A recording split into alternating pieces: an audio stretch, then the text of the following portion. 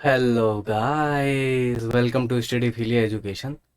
सो दोस्तों, आज हम स्पेन के इम्पोर्टेंट फैक्ट्स पार्ट 17 को डिस्कस करेंगे। और इसमें जो डिस्कस करने वाले हैं क्यूबन रेवोल्यूशन 26 जुलाई 1953 और 1 जन 1959 के बीच में जो रेवोल्यूशन हुआ था, क्यूबन रेवोल्यूशन, उसको हम पढ़ेंगे। क्योंकि ये हिस्ट्री पर्सपेक्टिव से, एग्जामिनेशन पर्सपेक्टिव से भी इम्पॉर्टेंट है, तो मुझे लगा कि ये एक टॉपिक है जो कि छूट रहा है। और ये जो टॉपिक है वैसे वर्ल्ड वॉर 2 के बाद का है, यूं कह सकते हो कोल्ड वॉर के टाइम का है topic. So I previously I was thinking कि ये जो टॉपिक है इसको मैं कवर करूंगा वर्ल्ड वॉर 2 एंड ऑल के बाद। When but I realise when I was covering the question, previous year question, you you can say, जैसे अभी लास्ट वीडियो मैंने डाली है उसमें लास्ट क्वेश्चन था क्यूबन रेवोल्यूशन के ऊपर। तो मैंने आप सभी से कहा था कि जो टॉपिक मैंने नहीं कराए हैं उसको मैं कवर कर दूंगा। तो आई थॉट कि ये बेटर टाइम है कि मैं कवर कर देता हूँ अभी के अभी। और इसको एज ए फैक्चुअल इंफॉर्मेशन, ये स्पेन के इंपॉर्टेंट फैक्ट्स की जो सीरीज है उसमें मैं उसकी प्लेलिस्ट में ऐड कर दूंगा। राइट। सो आज हम इसी टॉपिक को डिस्कस करने वाले हैं, स्पेसिफिकली क्यूबन रेवोल्यूशन के बारे में समझेंगे। हालांकि आपने क्यूबन मिसाइल क्राइसिस के बारे में भी सुना होगा, वो हम बाद में कवर करेंगे, ठीक है। वो भी कोल्ड वॉर के टाइम का है। तो नाउ लेट्स बिगिन, स्टार्ट करते हैं। तो सबसे पहले मैपिंग करते हैं। पहले हम देख लें क्यूबा है कहाँ पे, है ना। तो आपको कॉन्टिनेंट की लोकेशन मैपिंग पता ही होगी। हमें ऑलवेज जो मैपिंग करनी है या जो भी लोकेशन देखना है इन रिस्पेक्टिव ऑफ इंडिया, जो हमारा प्यारा भारत है, यहाँ पे ये है हमारा प्यारा भारत। इसके रिस्पेक्टिव में हमें देखना है, एशिया के रिस्पेक्टिव में, है ना। क्योंकि एशिया में लाई करता है तो हम एशिया के रिस्पेक्टिव में देखेंगे। कॉन्टिनेंट अगर हम देखें तो क्यूबा जो पड़ता है साउथ अमेरिका और नॉर्थ अमेरिका, ये कह सकते हो ये सेंट्रल अमेरिका में एक कैरिबियन, बोल सकते हो ना। यहाँ पे कैरिबियन सी है, कैरिबियन आइलैंड्स हैं, ग्रुप ऑफ आइलैंड्स, है ना। इसको और हम अभी डिटेल में अभी और समझेंगे अच्छे से। तो इसी ग्रुप ऑफ आइलैंड में से एक कंट्री है क्यूबा कंट्री, राइट। तो ये चीज़ हम देखेंगे। आपको पता चल गया होगा अभी वर्ल्ड मैप पे कहाँ पे है इसकी लोकेशन, थोड़ा और हम समझते हैं। तो अगेन ये पॉलिटिकल मैप है, ये है हमारा प्यारा भारत। इसके वेस्ट में जाएं या इधर से आप जाओ, ईस्ट साइड से भी आपको मिलेगा, क्योंकि आपको पता है अर्थ क्या है, राउंड में है ना। तो यहाँ पे आप जिस तरीके से जाओगे, आप पूरा Africa and all Atlantic ocean को क्रॉस करके तब आप यहाँ पे पहुँच जाओगे, कैरिबियन सी। एंड यहाँ पे है गल्फ ऑफ मैक्सिको। तो यहाँ पे आपको मिलेगा एक बड़ा सा आइलैंड, है ना। इस ग्रुप ऑफ आइलैंड में से कैरिबियन आइलैंड जो है, तो उसमें से मिलेगा आपको क्यूबा, है ना। तो ये यहाँ पे हम देखेंगे अगेन। तो इसकी मैं थोड़ी सी स्पेसिफिक लोकेशन और समझा देता हूँ। तो जैसे मैंने बताया, एक यहाँ पे बहुत सारे ग्रुप ऑफ आइलैंड्स हैं। तो इन ग्रुप ऑफ आइलैंड्स को एक जियोग्राफिकल टर्म में अगर देखा जाए मॉडर्न डे में, इसको एंटिलीज बोला जाता है ना। ये जो बड़े बड़े आइलैंड आपको दिख रहे होंगे ना, इनको क्या बोलते हैं, ग्रेटर एंटिलीज। और यहाँ पे छोटे छोटे और भी आइलैंड हैं, उनको लेसर एंटिलीज कहा जाता है। तो इन्हीं में से ये जो ग्रेटर एंटिलीज है ना, यहाँ पे ये जो सबसे बड़ा आइलैंड आपको दिख रहा है, ये है क्यूबा। और आपको लोकेशन इस तरीके से देखना है, या कहाँ पे पड़ेगा क्यूबा। यहाँ पे आपको मिलेगा अटलांटिक ओशियन, ये है कैरिबियन सी, और इधर आपको मिलेगा गल्फ ऑफ मैक्सिको, है ना। आई होप आपको ये लोकेशन आपको क्लियर हो गई होगी। तो आगे हम बढ़े। अगेन ये आप देख सकते हो क्यूबा, इसकी कैपिटल क्या है, हवाना, है ना। ये चीज़ आपको देख लेना है। यहाँ पे है बहामास आइलैंड्स, जो कि काफ़ी फेमस हैं टूरिस्ट स्पॉट्स के लिए, टूरिस्ट डेस्टिनेशन के लिए। यहाँ पे लोग वीकेंड्स, क्या मतलब, घूमने टहलने ही जाते हैं, टूरिस्ट प्लेस है। वीकेंड तो नहीं मनाने जाएंगे, महीने लग जाते हैं चीज़ को कवर करने में, हफ्ते 2 हफ्ते तो मान के ही चलो, ठीक है। और भी हैं, जैसे हयाती है इसके एक दूसरे आइलैंड पे, और यहाँ पे है डोमे डोमिनिकन रिपब्लिक, ये किसको बिलोंग करती है और ये किसको बिलोंग करती है, ये भी आपको मुझे बताना है ना। हैती जो है मैं आपको बता दूं, एक टाइम पे ये एक स्पेनिश कॉलोनी थी, है ना, बाद में इसको इंडिपेंडेंस मिल गई। और अभी अगर आप करंट अफेयर फॉलो कर रहे होंगे, अगर आप देख रहे होंगे, यहाँ के जो राष्ट्रपति हैं उनकी हत्या कर दी गई है। तो काफ़ी कियोस सा हो रखा है इस पूरे कंट्री में।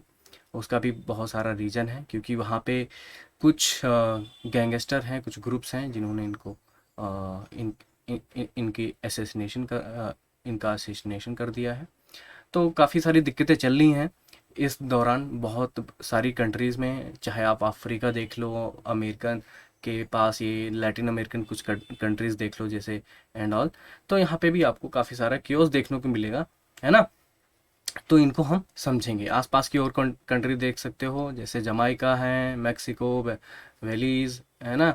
तो एक और टर्म आपने सुना होगा, वेस्ट इंडीज, है ना। तो कुछ यही कुछ कंट्रीज हैं, इन्हीं को मिला के एक वेस्ट इंडीज की, जैसे आपने क्रिकेट टीम में देखा होगा वेस्ट इंडीज टीम, यहाँ यहीं के लोग की टीम होती है वेस्ट इंडीज, है ना। तो ये चीज़ आपको दिख रहा होगा, ये है साउथ अमेरिका, ये है मैक्सिको, है ना, गल्फ ऑफ मैक्सिको मैंने बता ही दिया, अटलांटिक ओशन है यहाँ पे, कैरेबियन सी।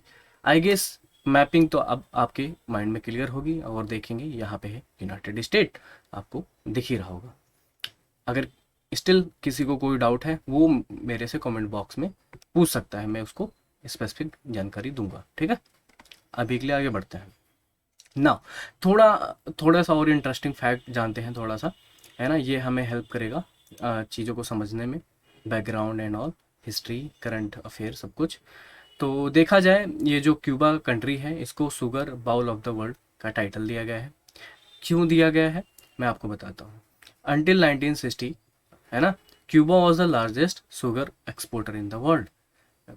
कहने की बात यह है सिंपल सी, अगर मैं आपको बताऊँ, 1960 में क्यूबा जो है लार्जेस्ट एक्सपोर्टर था, है ना, सिक्सटीज के टाइम पे। कहाँ पे? पूरे वर्ल्ड में शुगर का प्रोडक्शन यहाँ पे बहुत अच्छे से होती है, गन्ने की खेती बहुत अच्छे से होती है यहाँ पे। और भी खेती हैं जैसे टोबैको एंड ऑल, इसकी भी खेती काफ़ी होती है। तो जिसकी वजह से यहाँ का जो कल्चर है, ये यूँ कह सकते हो, इकोनॉमी है जो है वो एग्रीकल्चर पे बेस है ना। तो इसीलिए इसको एक टाइटल दिया गया, इसको एक नाम दिया गया, sugar bowl of the world. अगर वन लाइनर में ऐसे क्वेश्चन आते हैं तो ये आपको याद होना चाहिए, whose which country known as sugar bowl of the world, ऐसे कोई क्वेश्चन पूछा जाए तो आपको ये नाम याद होना चाहिए कि क्यूबा को बोलते हैं, ठीक है। क्यूबा ही ऐसी कंट्री है। पर अगर देखा जाए करंट सिनेरियो जो है अभी, बट इन द ईयर 2017-18 में, ये जो ब्राज़ील कंट्री है ना, उसने इस शुगर जो इंडस्ट्री है, शुगर का जो प्रोडक्शन है, या यूँ कह सकते हो जो इसकी रैंकिंग है, उसको गेन करना स्टार्ट कर दिया है। ब्राज़ील आ गया है अब, क्योंकि अब इसका प्रोडक्शन देखा जाए 38.9 मिलियन मैट्रिक टन। तो ये टर्म, मतलब आई मीन ये नंबर ज़रूरी नहीं है कि आपको मिलियन मैट्रिक टन कितना शुगर उत्पादन हो रहा है या प्रोडक्शन हो रहा है, ये याद रखना है। बट ये देखना है कि अभी उभरती हुई कौन सी कंट्री है जो अभी जिसको टाइटल ऐसा कुछ मिल सकता है, sugar bowl of the world. But पहले अगर देखा जाए 1960s के टाइम से, और अभी भी ऐसा नहीं है शुगर वहाँ पे की पैदावार कम हो गई क्यूबा में, अभी भी होती है। वहाँ की मेजर इकोनॉमी भी उसी पे है, टिकी हुई है, टोबैको एंड ऑल पे। अभी आगे भी हम समझेंगे, ठीक है। तो ये चीज़ आपको याद रखना है। दूसरी चीज़ मैं आपको और बताऊं, जैसे मैं आपको बता रहा हूँ, यही चीज़ लिखा ही हुआ है, Cuban sugar economy is the principal agriculture economy in Cuba, क्योंकि ये प्रिंसिपल इकोनॉमी है यहाँ की, है ना, क्यूबन शुगर। और आपने क्यूबन सिगार के बारे में भी सुना होगा। तो वहाँ की जो प्रोडक्शन है, काफ़ी क्वालिटी प्रोडक्शन होती है टोबैको की, तो काफ़ी फेमस है क्यूबन सिगार, है ना, वहीं से भी। तो नाउ कुछ और फैक्ट हम इंटरेस्टिंग जानते हैं, इसको रिलेट करते हैं भारत से, अपने देश से, कि अगर इस टाइप का सिनारियो है, इस तरीके की प्रोडक्शन हो रही है शुगर की, तो इंडिया में किस तरीके से हो रही है और कौन सा स्टेट ज़्यादा प्रोडक्शन करता है ना। Did you know that India stand in the second position in the production of sugar after Brazil. अगर देखा जाए ब्राज़ील के बाद कोई ऐसी कंट्री है जो शुगर के प्रोडक्शन में है रैंकिंग में, तो वह है हमारा प्यारा भारत। दूसरा, और भारत में भी देखें कि वो कौन सा स्टेट है, तो Uttar Pradesh is the largest producer of sugar in India. तो ये तो रहे कुछ इंटरेस्टिंग फैक्ट जो आपको समझ लेना है अभी, और ये हमें हेल्प करेंगी आगे की चीज़ें को समझने में ना। ये मैपिंग मैं आपको समझा ही दिया हूँ। कुछ लोकेशन है जैसे आप देख लीजिए हवाना एंड ऑल। फ्लोरिडा काफ़ी सटा हुआ, बहुत ही पास में है, स्टेट ऑफ फ्लोरिडा भी आप देख सकते हो, क्यूबा और जो यूएस का स्टेट है एक फ्लोरिडा, उसके बीच में है। ये सेंटा क्लारा, ये काफ़ी फेमस जगह है क्योंकि सेंटा क्लारा एक यहाँ पे एक वॉर भी हुई थी, वो हम आगे देखेंगे किसके किसके बीच में, वो भी हम आगे समझेंगे। है ना, जब क्यूबन रेवोल्यूशन हो रहा था तो उस टाइम पे यहाँ पे कुछ ऐसी लड़ाइयाँ हुई थी जो जिसमें से सेंटा क्लारा की जो वॉर है काफ़ी फेमस है, तो यहाँ पे हुई थी। तो ये भी लोकेशन आपको याद रखना है, कुछ चीज़ें हैं, है ना। तो आगे बढ़ते हैं। एक चीज़ और याद रखना, ये कुछ जैसे सियरा माइस्त्रा, ये कुछ चीज़ें एग्जामिनेशन में दे दिया जाता है, तो ये चीज़ आपको समझ लेना है क्या है, माउंटेन है और यहाँ की रेंज है क्या है, और पीको तोरनीको क्या है, माउंटेन पीक्स है यहाँ की क्या है, वो चीज़ भी आपको देखना है। आसपास की कंट्री को भी आपको याद रखना है हयाती, क्योंकि ये सब इस बार करंट अफेयर के क्वेश्चन बन सकते हैं, क्योंकि करंट अफेयर में काफ़ी ये समझ लो न्यूज़ में काफ़ी हैं ये सारी कंट्रियाँ, है ना, क्योंकि यहाँ के प्राइम मिनिस्टर की प्राइम मिनिस्टर बोलना सॉरी, प्रेसिडेंट की हत्या भी हो चुकी है, तो ये भी आपको रखना है। तो इन सब के बारे में आपको भी जानकारी रखनी है साथ साथ, ठीक है। आगे बढ़ते हैं ना। अब थोड़ा सा बैकग्राउंड नॉलेज समझते हैं, बैकग्राउंड हिस्ट्री समझेंगे इसकी, क्यूबा के बारे में और थोड़ा समझते हैं। आपको पता है 1492 में कोलंबस आ जाते हैं कहाँ पे, अमेरिका की धरती पे। और सबसे पहले कहाँ आते हैं, कौन सी कंट्री है, वो मैंने आपको बताया हुआ है, उसका आप नाम बताएंगे कमेंट सेक्शन में। दूसरी चीज़ मैं आपको बताऊं, ये जो पूरा नॉर्थ अमेरिका आपको दिख रहा होगा, है ना, और ये जो पूरा रीजन है एवन सेंट्रल अमेरिका है एंड ऑल, तो ये जो नदर्न अमेरिका है, इसको क्या करते हैं, स्पेनिश फ्रेंच एंड ब्रिटिश जो टेरिटरीज होती हैं, 1700 आते आते आपस में इनको, और ये फ्रेंच लोग थे जो स्पेनियार्ड थे या ब्रिटिश थे, इन्होंने अपनी कॉलोनी बना लेती हैं और ये बढ़ गया होता है पूरा नॉर्थ अमेरिका, सेंट्रल अमेरिका, ये जो लैटिन अमेरिकन कंट्री हैं, है ना, इनको कॉलोनाइज कर लिया जाता है फ्रेंच के द्वारा, स्पेनिश के द्वारा और ब्रिटिश के द्वारा। तो अब क्या होता है यहाँ पे, काफ़ी टसल भी चल रही होती है आपस में कॉलोनीज़ के लिए, तो ये चीज़ आपको समझ के रखना है कि ये स्टार्ट कैसे होती हैं चीज़ें ना। बैकग्राउंड नॉलेज में हम देखते हैं, as a result of the Spanish American war, Spanish American war भी होती है, ये भी अभी हम समझेंगे आगे कैसे होती है। Control of Cuba pass from Spain to United State. जैसे आपको पता है ये जो क्यूबा कंट्री है ना, जो हम पढ़ रहे हैं, ये जो आइलैंड है, इसका कंट्रोल किसके पास होता है, इसका कंट्रोल होता है स्पेनिश के पास, है ना। उसके बाद कुछ चीज़ें ऐसी होती हैं जिसमें स्पेनिश और अमेरिकन वॉर हो जाती है, और फिर इसका कंट्रोल यूनाइटेड स्टेट के पास चला जाता है जनवरी 1899 में, है ना। और इसको गवर्न किया जाता है by direct US military admin से, एंड कब तक, 20th में 1902 तक इसको डायरेक्टली गवर्न किया जाता है मिलिट्री एडमिन के द्वारा। तो अब थोड़ा सा और बैकग्राउंड नॉलेज जानते हैं, अब ये सब चीज़ें हुई कैसे, हैपन कैसे हुई, है ना। तो 1850s में अगर देखा जाए, क्यूबा में क्या होता है, इंडिपेंडेंस के लिए काफ़ी स्ट्रगल चल रही होती है ना, किससे, स्पेनिश जो कॉलोनियल रूलर थे वहाँ पे, तो वहाँ पे इंडिपेंडेंस के लिए लड़ाई स्टार्ट हो जाती है 80s 50s आते आते, क्योंकि मोस्ट ऑफ द कंट्रीज़ जो थी अमेरिकन कंट्रीज़ या लैटिन अमेरिकन कंट्रीज़, वो आज़ाद हो चुकी थी, बट क्यूबा अभी भी आज़ाद नहीं हुआ था। तो अब वहाँ पे इंडिपेंडेंस की मांग उठ रही थी, स्ट्रगल चल रही थी, ताकि स्पेनिश जो रूलर हैं उनसे इनको इंडिपेंडेंस मिल सके। अब देखो, क्यूबा को स्पेनिश लोगों ने क्यों चुना, क्यों उनको कॉलोनाइज किया, ऐसा इसलिए क्योंकि Cuba was a profitable colony. किसी को कॉलोनी क्यों बनाएंगे, जैसे भारत को भी क्यों बनाया गया था, क्योंकि ये जो कॉलोनियल रूलर थे या जो कंट्रीज़ हैं जिन्होंने कॉलोनीज़ अपनी अपनी बनाई, तो वो ऑलवेज ऐसी जगह चुनते थे जहाँ से उनको प्रॉफिट मिल सके और वहाँ के सारी चीज़ें जो रिसोर्सेज हैं उनको एक्सपोर्ट किया जा सके, सेल किया जा सके, एक्सट्रैक्ट करके, है ना, सारी चीज़ें। तो वहाँ से जैसे मैंने आपको बताया शुगर यहाँ का प्रोडक्शन यहाँ पे बहुत ज़्यादा होता था, काफ़ी प्रॉफिटेबल बिजनेस दिखा। तो स्पेनिश रूलर ने यहाँ पे अपनी कॉलोनी बसा ली थी और शुगर को एक्सपोर्ट करते थे, है ना। तो इसलिए यहाँ इसको कॉलोनी बनाई गई थी स्पेनिश द्वारा। After 1860s the United State tried many time to purchase the island. United State क्या करता था, चाह भी रहा था कि इसको परचेज कर लिया जाए 1860s के बाद, है ना। ऐसा इंडिपेंडेंस के जब ये चीज़ें उठ भी रही थी। और उस समय क्या था, यूनाइटेड स्टेट में दो ग्रुप हुए करते थे, क्योंकि वहाँ पे भी सिविल वार छिड़ा हुआ था। तो जो एक ग्रुप था वहाँ की जो पार्टी थी या पॉलिटिकल लीडर थे, वो क्या कह रहे थे कि ये जो आइलैंड है इसको हम परचेज कर लेते हैं। और कुछ लीडर तो ऐसे बोलते थे परचेज क्यों करना है, डायरेक्टली यहाँ पे जाओ और हम यहाँ से हम इनको इन्वेट कर लेते हैं और इसको हम हथिया लेते हैं, है ना। तो ये सारी चीज़ें भी चल रही थी। दूसरा, जो ये कॉलोनी थी क्यूबा और यूनाइटेड स्टेट के बीच में देखा जाए, 1894 आते आते 100 मिलियन का भी व्यापार हो गया था, काफ़ी अच्छा था।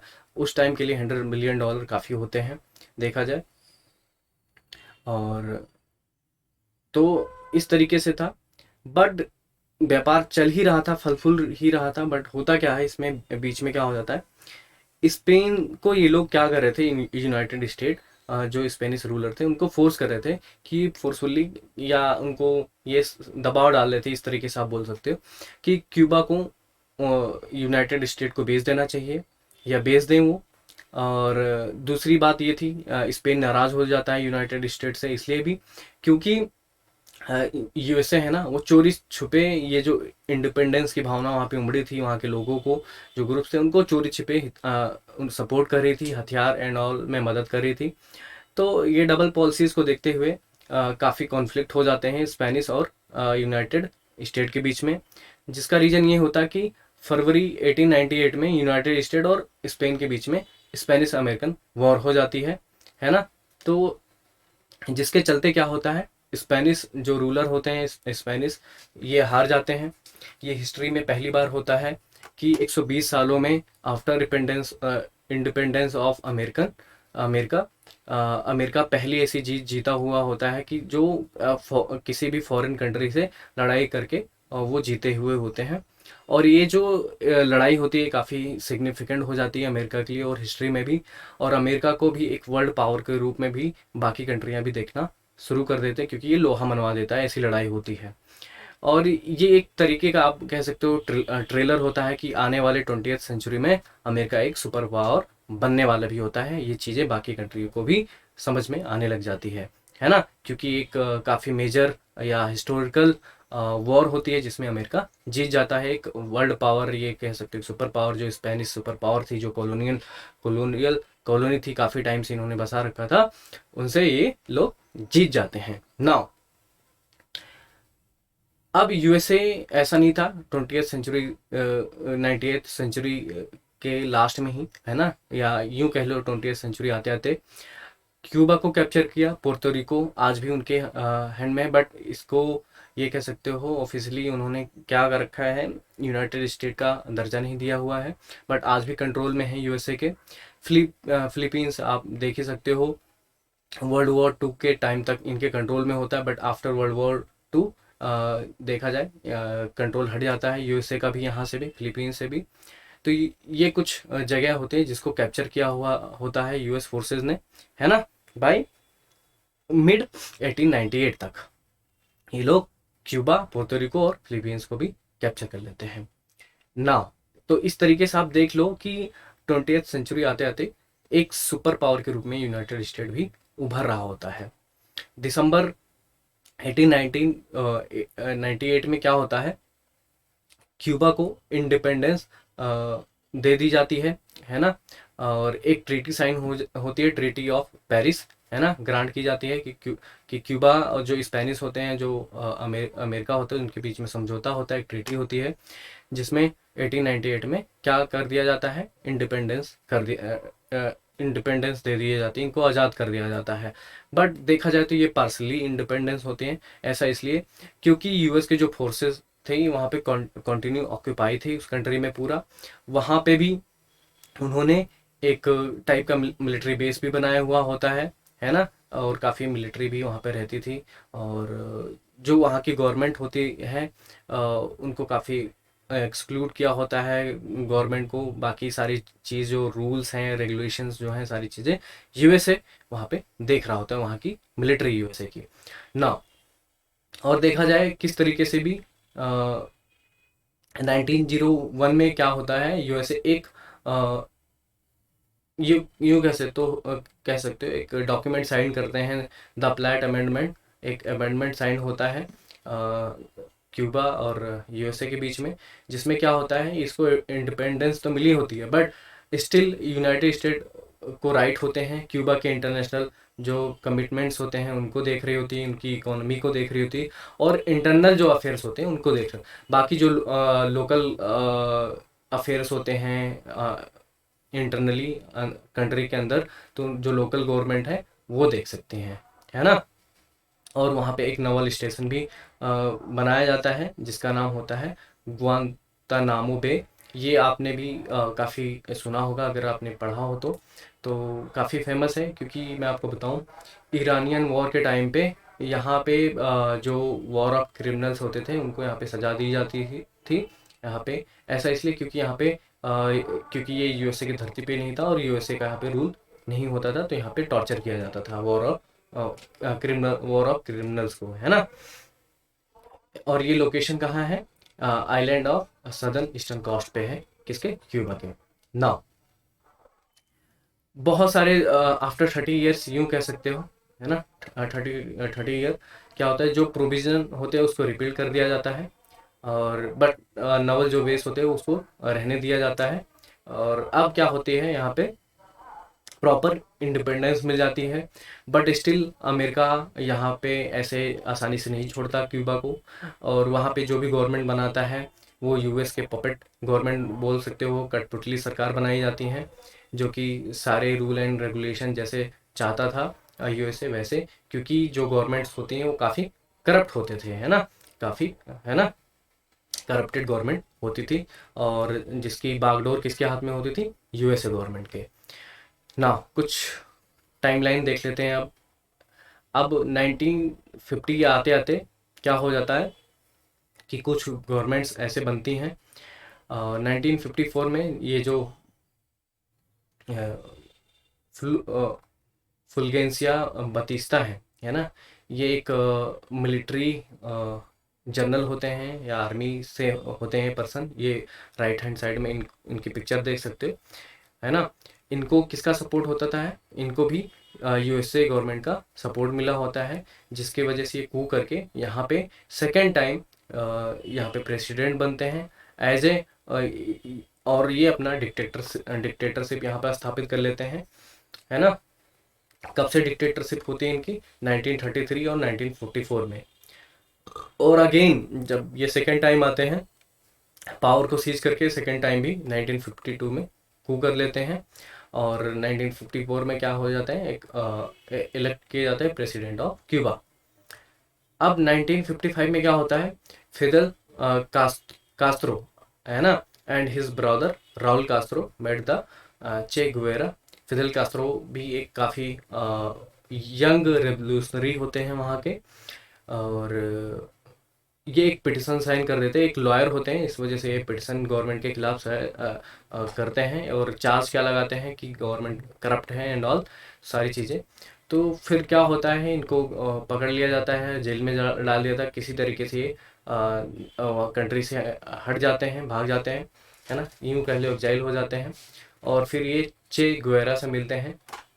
चे गुवेरा क्या है, एक तरीके से आप यूँ कह सकते हो जैसे इंडिया एंड कुछ कंट्री में इंटरनली क्या होते हैं, आपने छत्तीसगढ़ एंड ऑल में नक्सलवादी आपने सुना हो, तो इन्होंने अपनी खुद की आर्मी बनाई होती है, फॉर्म किया होता है। तो इनसे मिल जाते हैं, क्योंकि फिदेल कास्त्रो भी अपनी खुद की एक आर्मी बनाते हैं। ठीक है। कुछ लड़ाके होते हैं जो कि किससे फाइट करने वाले होते हैं, जो वहाँ की पपेट गवर्नमेंट होती है जिस तरीके से, या डिक्टेटरशिप बतिस्ता की जो गवर्नमेंट है उससे फाइट करने के लिए, क्योंकि इनको पता चला कि अब ऐसे लीगली तो इनको कुछ गवर्नमेंट को हटा नहीं सकते, है ना। और तो इस तरीके से इनको अब लड़ना पड़ेगा। 1950 मार्च 58 मार्च आते आते बहुत सारे लोग जो होते हैं बतिस्ता के खिलाफ आज हो जाते हैं। क्यूबा के काफ़ी सारे लोग बतिस्ता गवर्नमेंट के खिलाफ हो जाते हैं, और यूएस क्या होता है, स्टॉप कर देता है बतिस्ता को सप्लाईज, क्योंकि कुछ रूल्स एंड रेगुलेशन ऐसे कर देते हैं कि यूएस से इनको सपोर्ट नहीं मिलता है। बतिस्ता यूएस के जो इन्फ्लुएंस है उसको कम करने के लिए कुछ चीज़ें करते हैं, जिससे लोग पहले तो खुश होते हैं, बट बाद में ये डिक्टेटरशिप एंड ऑल सारी चीज़ें देखते हुए, है ना, तो इसलिए गवर्नमेंट वहाँ के लोग पसंद नहीं करते। देखो, जनता से ही सभी लीडर हैं, ना कि लीडर से हमारी जनता है। किसी भी कंट्री में देख लो, अगर कोई अपराइजिंग, जब तक जनता चुप है चुप है, अगर जनता के अंदर इतनी पावर है, पीपल के अंदर इतनी पावर है, जब वो उठ खड़े होते हैं, सब चीज़ें इधर से उधर हो जाती हैं, फिर कंट्रोल करना बड़ा मुश्किल होता है। तो अब आवाज़ें उठनी स्टार्ट हो गई थी बतिस्टा गवर्नमेंट के खिलाफ। अब सपोर्ट किसको मिल रहा था यहाँ पे, फिदल कैस्ट्रो और चे गुवेरा। एक बार मैं इनकी पिक्चर दिखा देता हूँ। ये हैं चे गुवेरा और ये है फिदल कास्त्रो। ये देख, ये थे, एक लॉयर भी थे जैसे मैंने आपको बताया, तो अपनी ये आर्मी खुद की भी बना रहे होते हैं। तो इस तरीके से काफ़ी पॉपुलर होते हैं, इनको सपोर्ट भी मिलना स्टार्ट हो जाता है वहाँ पे, काफ़ी पॉपुलर लीडर बन के उभर रहे होते हैं। और बाय दिसंबर 1958 आते आते जो गुएरा थे वो क्या कर देते हैं, सेंटा क्लारा पे जो मैंने अभी एक लोकेशन दिखाई थी वहाँ पे अपने कुछ ट्रूप्स को लेके जाते हैं और वहाँ पे अटैक कर देते हैं, और जिसकी वजह से इनको एक ग्रेट सक्सेस मिल जाती है। और जनवरी 1959 में ये जो फ्लेंसिया बतिस्टा हैं वो नेशन से भाग जाते हैं, फ्ली कर जाते हैं। और मैनुअल उरेतिया आप देख रहे हो कि यहाँ पे जो मैनुअल उरेतिया हैं, ये 20th प्रेसिडेंट बनते हैं, बट बहुत ही शॉर्ट टर्म के लिए, कह सकते हो 12 से 10 से 12 दिन के लिए ही बनते हैं प्रेसिडेंट। फिर बाद में क्या होता है, 1959 50th जैन तक, यहाँ पे सॉरी गलत यहाँ पे लिख गया है, सिर्फ 50th जैन होना चाहिए था। 50th जैन को क्या होता है, जो कास्ट्रो थे, है ना, फिदल कास्ट्रो, ये प्रीमियर बन जाते हैं क्यूबा के, और आने वाले 50 साल तक ये रूल करते हैं, है ना। 60 से लेके आप यूं कह सकते हो 2008 तक, आने वाले 50 साल तक ये पूरा रूल करते हैं क्यूबा में। पहले तो ये प्राइम मिनिस्टर होते हैं, और फिर बाद में ये प्रेसिडेंट भी बनते हैं, फिदल कास्ट्रो, राइट।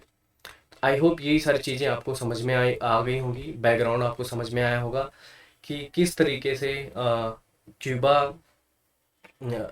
एमर्ज होता है, स्पेनिश पावर से लड़ता है ना। स्पेनिश पावर से किसकी लड़ाई होती है, अमेरिका, अमेरिका के हाथ में आ जाता है क्यूबा। क्यूबा किस तरीके से मैनिपुलेट करता है, वहाँ की इकोनॉमी को देखता है, पॉलिटिकल इन्फ्लुएंस को देखता है, सारी चीज़ें उनके पपेट गवर्नमेंट्स बना दिए जाते हैं, और किस तरीके से आप यहाँ पे रेवोल्यूशनरी यूं कह सकते हो, ये लेफ्ट कम्युनिस्ट पार्टी स्थापित हो जाती है क्यूबा में, है ना, कम्युनिज्म आ जाता है।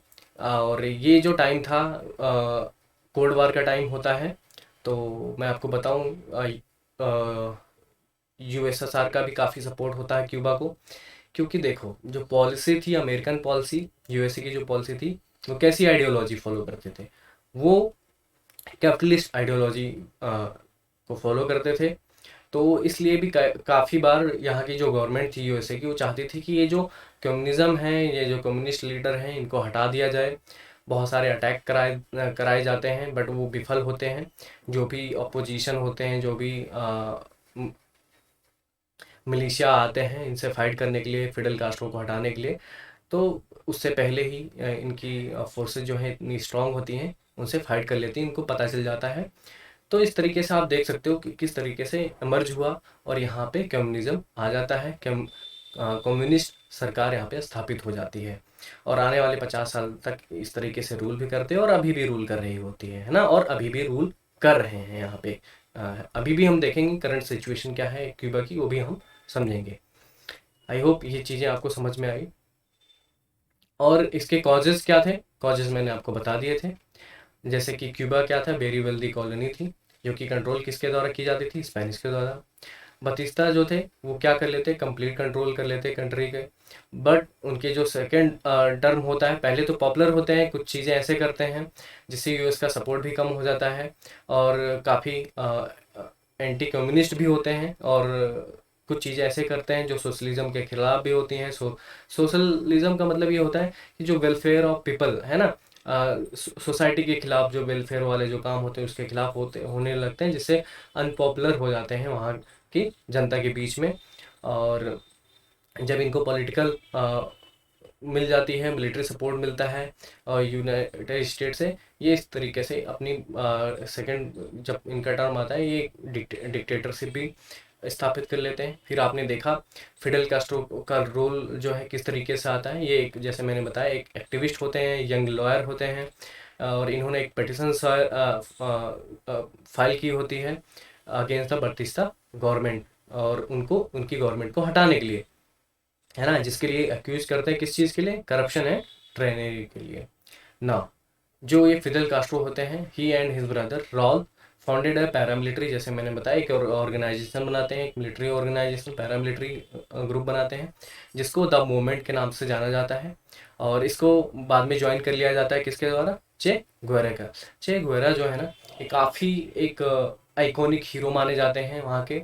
आपने काफ़ी सारे टी शर्ट्स में देखी होंगी इनकी पिक्चर्स, है ना। तो एक तरीके से अगर ये ना होते, कहा जाता है, तो वहाँ पे एक तरीके से रेवोल्यूशन ना होता, है ना। ये जो रेवोल्यूशन हुआ और गवर्नमेंट ना हटती और इन्हीं की वजह से काफ़ी सपोर्ट मिला, है ना, चे गुवेरा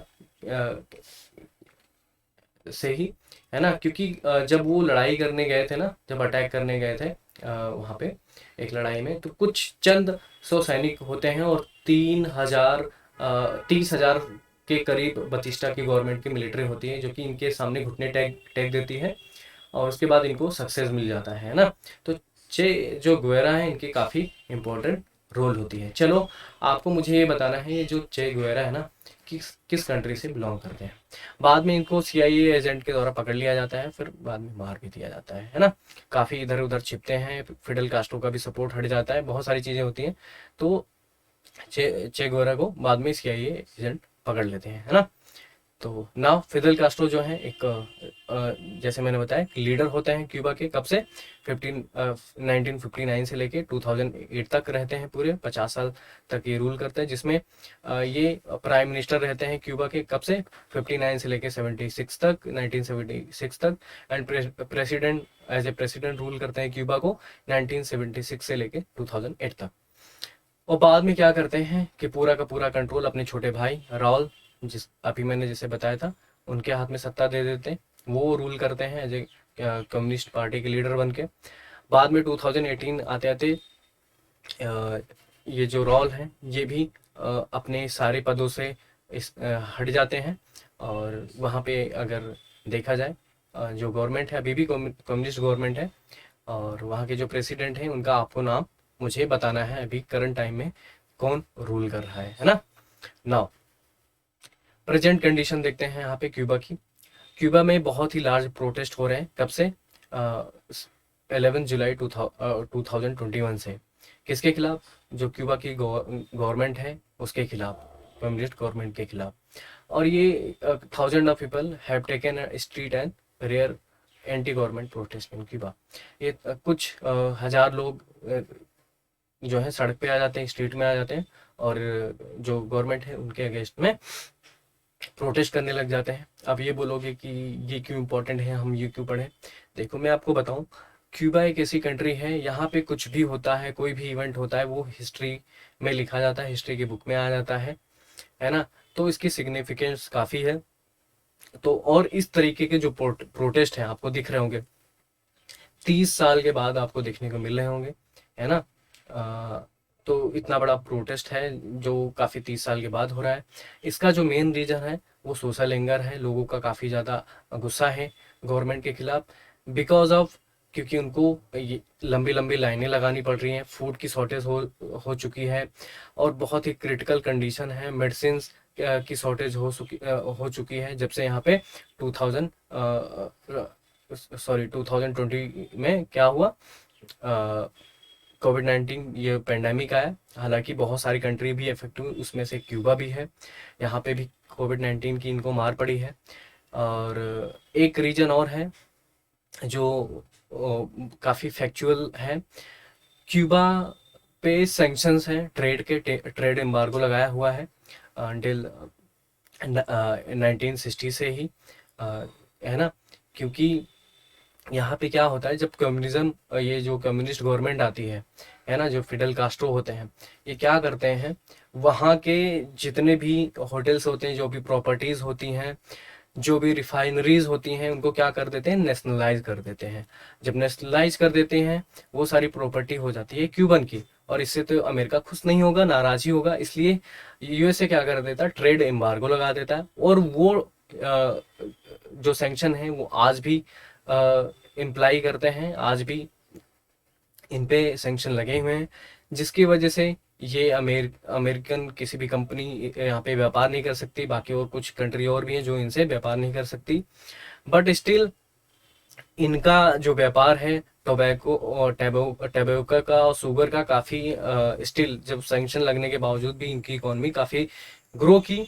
बट जब पेंडेमिक आया तो इसकी एक अलग से मार पड़ गई, चपेट में आ गए, जिससे एक क्राइसिस हो गया। देखो एक गलती और है, वहाँ पे लोग इसलिए भी गुस्सा है क्योंकि वहाँ पे अभी तक लोगों को वैक्सीन लग जानी चाहिए थी, पर वहाँ की गवर्नमेंट ने ऐसा नहीं किया, और उन्होंने एक अनाउंस किया कि वो अपनी खुद की ही इंफॉर्मेशन दी कि खुद की वैक्सीन बना रहे हैं, तो वो किसी भी कंट्री से कोई भी वैक्सीन नहीं बाय करने वाले हैं बाहर से। तो अब क्या हुआ, अगर वो वैक्सीन बाय कर लिए होते तो वहाँ वहाँ पे क्या होता है, वहाँ के जो सिटीजन हैं उनको वैक्सीन लग रही होती। 8 महीने पहले, अब 8 महीने हो चुके हैं, अब तक कोई वैक्सीन नहीं लग रही है, इसलिए भी लोग गुस्सा हैं। डेली वहाँ पे 6 से 7 हज़ार केसेज आ रहे हैं कोविड के। और दूसरी वहाँ पे अब क्राइसिस है, फूड को लेके लंबी लंबी लाइनें, और मेडिकल कंडीशन काफ़ी ख़राब है, मेडिसिन नहीं, मेडिसिन की शॉर्टेज भी है, तो इसलिए लोग सड़क पे उतर आए हैं। ये मेन रीजन है वहाँ पे प्रोटेस्ट करने का। और लोग वहाँ पे चैंट्स कर रहे हैं, किस तरीके के, यहाँ पे चैंट्स लिखा है, सॉरी चैंट्स होना चाहिए, down with the dictatorship, we want liberty, we want freedom. तो इस तरीके के चैंट्स हो रहे हैं वहाँ पे, लोग नारे लगा रहे हैं गवर्नमेंट के खिलाफ।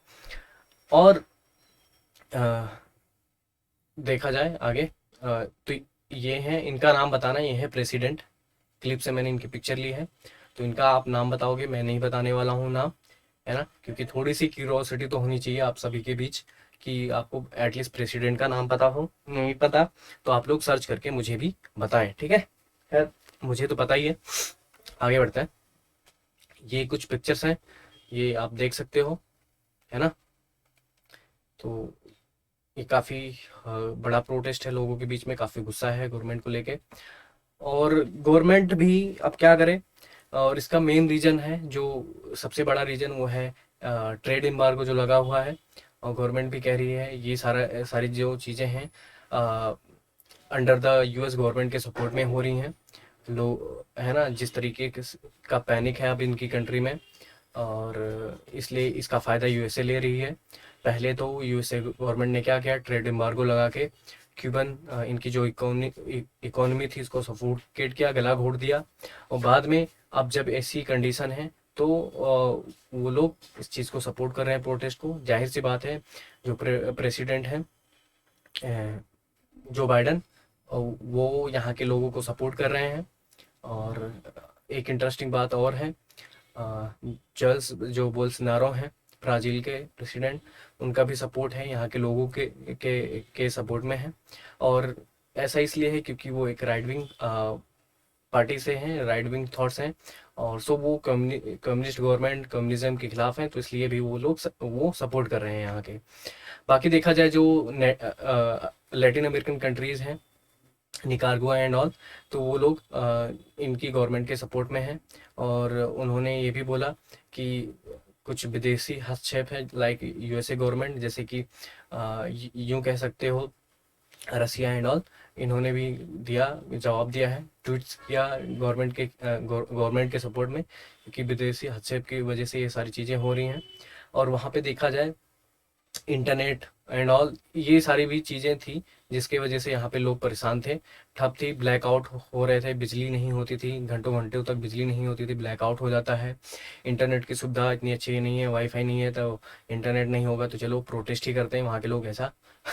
तो ये अपार्ट फ्रॉम दिस, ये आप मोकरी छोड़िए कि इंटरनेट नहीं है तो प्रोटेस्ट करेंगे, तो वो तो प्रोटेस्ट हो ही रहा है, बट मेन रीज़न यही है कि पेंडेमिक की जो सिचुएशन है, और देखा जाए वहाँ की जो इकोनॉमी है, अ, इनको जो मार पड़ी है कोविड की वजह से, 11% से श्रिंक हो गई है, क्योंकि जो और देखा जाए जो जीडीपी है, इनकी काफ़ी अच्छी एग्रीकल्चर इकोनॉमी है। तो इस साल ये जो हार्वेस्ट सीजन था गन्ने का जो होना था, तो काफ़ी कम हुआ है, और बैड हार्वेस्ट हुआ है शुगर की, तो इनकी जो इकोनॉमी है और श्रिंक हो सकती है आगे। तो बहुत सारी चीज़ें हैं, ये सारी सोशल इश्यूज हैं, सोशल एंगर है गवर्नमेंट के खिलाफ। तो इसके चलते एक बीच में क्या हुआ था कि ये जो प्रेसिडेंट थे, ये क्या करते हैं, प्रोटेस्ट जहाँ पे हो रहा होता है उनके लोगों के बीच आ जाते हैं, बट लोगों का गुस्सा इतना होता है, इनको काफ़ी ह्यूमिलेट करते हैं, बेइज्जती करते हैं इनकी। तो एक थोड़ी सी अचानक सी एक अलग ही टाइप की सिचुएशन हो जाती है, डेंजरस सी, तो तरीके से खतरनाक। तो अपने आप को वहाँ से हटाते हैं वहाँ की आर्मी एंड ऑल, और अब वहाँ पे मिलिट्री लगा दी गई हैं, लोग वहाँ पे जो फॉरेनर जर्नलिस्ट हैं उनको भी पकड़ लिया गया है, कुछ जो एक्टिविस्ट हैं, जो लोग हैं वहाँ पे जो प्रोटेस्ट कर रहे हैं उनको भी पकड़ा जा रहा है, और इंटरनेट एंड सारी चीज़ें ठप कर दी गई हैं, तो अब कुछ न्यूज़ भी नहीं आ पा रही हैं वहाँ से। तो ये कुछ थी 11 जुलाई की जो प्रोटेस्ट चल रहे थे, 12 जुलाई की जो मेजर प्रोटेस्ट हुए थे। तो ये था करंट सिचुएशन वहाँ की। तो काफ़ी सारी प्रॉब्लम्स हैं अब क्यूबा में, खासकर इकोनॉमी से लेके, कंडीशन से लेके, उसके लिए सुधार कर रही है। हालांकि जो अब तो देखो बहुत सारी जो कंट्रियां हैं, यूएन में जनरल असेंबली में क्या हुआ, यूएन में एक प्रस्ताव रखा गया कि यूएसए को क्या कर देना चाहिए, ये जो क्यूबा पे ट्रेड एम्बार्गो लगा दिया है इसको हटा देना चाहिए। काफ़ी साल हो गए हैं, करीब 50 साल हो चुके हैं इसको लगे हुए। तो इसमें इंटरेस्टिंग ये हुआ क्या कि यूएसए और इजराइल ने, यूएसए ने वीटो लगा दिया, और इजराइल भी खिलाफ ही रहा कि नहीं, ट्रेड एम्बार्गो अभी लगा रहना चाहिए, नहीं हटाना है। तो काफ़ी दिक्कत है यहाँ पे, क्योंकि वो नहीं चाहते कम्युनिस्ट सरकार आए।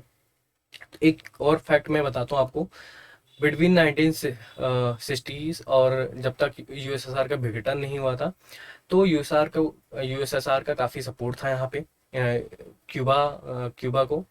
अराउंड एवरी ईयर $2 बिलियन की एड दी जा रही थी, इनको मदद दी जा रही थी, क्यूबन गवर्नमेंट को मिलती थी।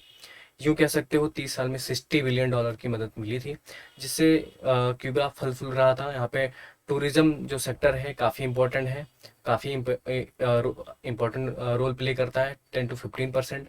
और पेंडेमिक की वजह से ये भी काफ़ी ठप पड़ा हुआ है, जिससे रोज़गार नहीं है लोगों के बीच में, महंगाई बढ़ रही है, राइज। तो कंडीशन ये रखी गई, ऐसा इसलिए मैं ये सिनेरियो बता रहा हूँ कि जब जनरल असेंबली में प्रस्ताव रखा गया कि ट्रेड एम्बार्गो हटा देना चाहिए, यूएसए को अब किसी से थ्रेट नहीं है, अब तो यूएसएसआर भी नहीं है, तो ऐसा कर देना चाहिए। तो अभी भी यहाँ पे नहीं हटाया यूएसए ने, जो बाइडेन ने नहीं हटाया, वीटो अलग से ही लगा दिया था, अभी लास्ट मंथ ही ऐसा हुआ था।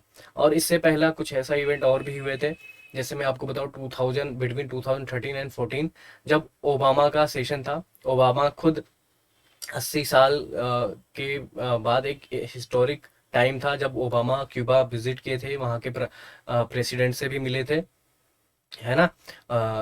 किससे, रॉल से, जो उनके यंगर ब्रदर थे, है ना, फिडेल कास्ट्रो के रॉल, जो उनके यंगर ब्रदर थे, उनसे मिले।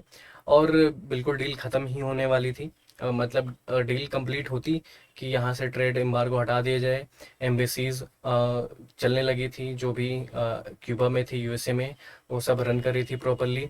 तो इससे पहले ये ट्रेड एम्बार्गो हटता यहाँ पे बिटवीन 2013 एंड 14 नए जनरल इलेक्शन हुए यूएसए में, जिसमें जो सॉरी डोनाल्ड ट्रंप आते हैं, वो खिलाफ होते हैं, और अगेन बजाय यहाँ से ट्रेड एम्बार्गो हटाने के बजाय यहाँ पे इसको एक ऐसी स्टेट का दर्जा दे दिया जाता है, ऐसी श्रेणी में रख दिया जाता है जैसे नॉर्थ कोरिया है या ईरान है ना।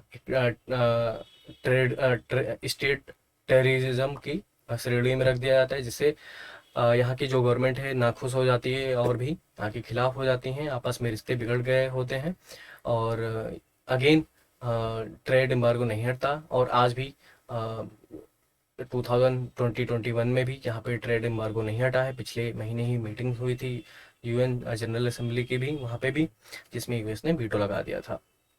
तो ना हो ये सारी चीज़ें सिनेरियो हो, जो बाइडन भी अभी भी किसको सपोर्ट कर रहे हैं, वहाँ के लोगों को, राइट विंग एज ए, क्योंकि वो भी शुरू से देखा जाए जो कम्युनिस्ट आइडियोलॉजी है, जो वहाँ पे सोशलिज्म है, कम्युनिज्म है, उसको सपोर्ट नहीं करते, है ना। तो आई होप ये सारी चीज़ें इन्फॉर्मेशन आपको काफ़ी इंफॉर्मेटिव लगी। ये सारी चीज़ें मैंने आपको बताई दी।